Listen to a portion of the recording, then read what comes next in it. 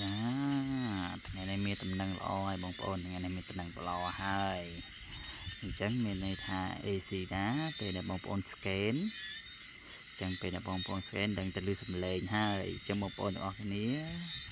បានអាប់ដេត ACDA Mobile នៅឬក៏គេហៅថា ACDA Super App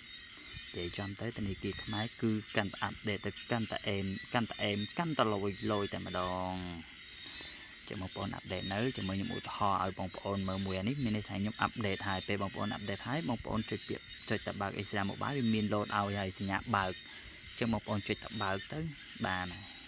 បើក ACDA Mobile បើកហើយពេលបងប្អូន scan វាលោតសំឡេងសារឲ្យបងប្អូនមកខ្ញុំឧទាហរណ៍ឲ្យណាបងប្អូនឥឡូវខ្ញុំ scan ឧទាហរណ៍ខ្ញុំ scan ណាចឹងមានន័យថាខ្ញុំដាក់តាម100រៀលទេដោយសារខ្ញុំឆ្លងបាទគងខ្ញុំអត់ហ៊ានច្រើនទេព្រោះខ្លាចលុយអត់ចូលទឹកប្រាក់ចំនួន100រៀលសូមទៀងទាត់ឃើញអត់អេពិសេសត្រង់តំណឹងហ្មងនេះត្រង់តំណឹងហ្មងនេះអូខេទឹកប្រាក់ចំនួន100រៀលសូមទៀងទាត់ជាមួយបើស្លេលឺណាបងប្អូនអេហ្មងណាទឹកប្រាក់ចំនួន100រៀលសូមទៀងទាត់អេហ្មងទឹកប្រាក់ចំនួន100រៀលសូមទៀងទាត់បងប្អូនហើយវាឲ្យជាសញ្ញាជាសំឡេងដើម្បីបងប្អូនទៀងទាត់មើលតែវេទនាអញ្ចឹងបើថាត្រូវអូខេបើជាចប់រួចសាពោអេមធនាគារខ្មែរ Super App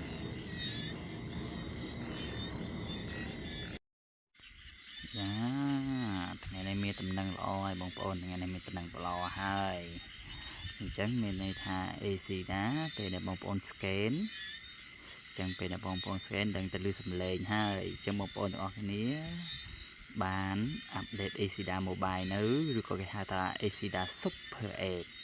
និយាយចំទៅធនាគារខ្មែរគឺកាន់តែអាប់ដេតទៅកាន់តែអេមកាន់តែលយតែម្ដង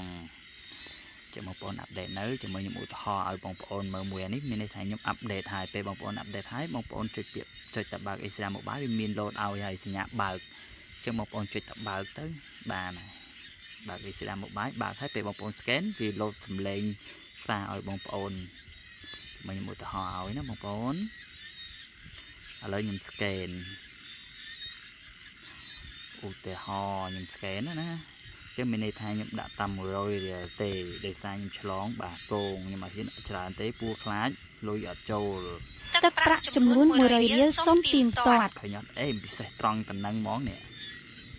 ត្រង់តំណឹងហ្មងនេះអូខេទឹកប្រាក់ចំនួន100រៀលសូមទៀងទាត់ជាមួយបើស្លេលឺណាបងប្អូនអេហ្មងណាទឹកប្រាក់ចំនួន100រៀលសូមទៀងទាត់